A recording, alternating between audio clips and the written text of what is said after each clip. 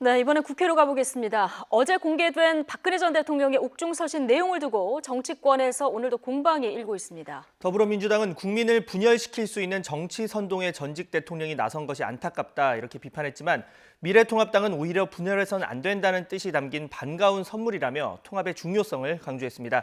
취재기자 연결합니다. 김주영 기자. 네, 국회입니다. 네, 박 전 대통령의 옥중 메시지 파장이 큽니다. 오늘 아침에도 이 메시지 두고 부딪히는 분위기라고요. 네, 그렇습니다. 더불어민주당은 박 전 대통령의 서신을 두고 최악의 정치 재개 선언이라고 비판했습니다. 이인영 원내대표는 정책조정회의에서 박 전 대통령이 국정농단 사태를 반성하기는커녕 국민을 분열하는 정치 선동에 나선 것이 안타깝다고 말했습니다. 그러면서 옥중 정치, 선거 개입은 묵과하기 어렵다고 지적했습니다. 황교안 미래통합당 대표가 박 전 대통령의 애국심이 국민의 가슴을 울린다고 한 것을 두고도 유감을 밝히며 통합당이 도로 새누리당으로 돌아가는 정치 선언을 했다고 꼬집었습니다. 이에 반해 통합당 황교안 대표는 박 전 대통령의 서신을 반가운 선물로 표현했습니다. 특히 정권 심판이라는 대의 앞에 결코 분열해서는 안 된다는 메시지였다고 평가하며 오직 통합만이 총선에서 승리하는 길이라고 거듭 강조했습니다. 다만 현재 보수 통합은 각자의 지분을 요구하지 않는 것이 전제라며 시스템에 따라 이길 수 있는 공천을 하고 있는 만큼 자유공화당, 친박신당 등과의 통합도 같은 관점에서 협의해야 한다고 말했습니다.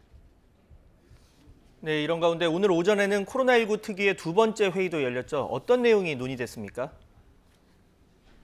네, 코로나19 특위가 오늘 오전 9시부터 회의를 진행했습니다. 오늘 회의에서는 대구 경북 지역을 중심으로 심각한 병상 부족 문제와 방역 대책 등에 대해 집중 질의가 이어졌습니다.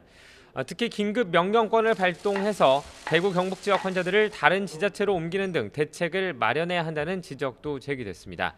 또 유흥업소 등 특정 장소에서는 사람들이 가까운 거리에 밀접돼 있는 등 코로나19 예방이 지켜지지 않고 있다며 대책 마련을 촉구하는 목소리가 나오기도 했습니다.